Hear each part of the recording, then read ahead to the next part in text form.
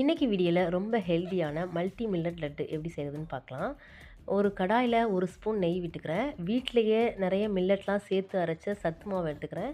ஒரு 4 கரண்டி அளவு இதை சேர்த்துட்டு நல்லா நெய்யில் வறுத்து எடுத்துக்கிறேன்.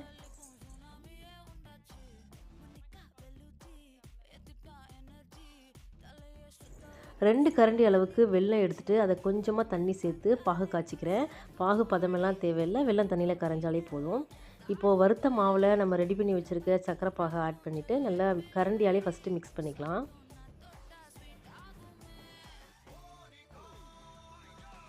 ரொம்ப சூடாக இருக்கும். ஸோ கொஞ்சம் மாவு ஆறின பிறகு உருண்டைகளாக பிடிச்சி எடுத்தோன்னா சூப்பரான மல்டி மில்லட் லட்டு இல்லை சத்து மாவு லட்டு ரெடி ஆகிடும். உங்கள் வீட்டு குழந்தைகளுக்கும் செஞ்சு கொடுங்க. இந்த வீடியோ உங்களுக்கு பிடிச்சிருந்தா லைக், ஷேர் அண்ட் சப்ஸ்கிரைப் பண்ணுங்கள்.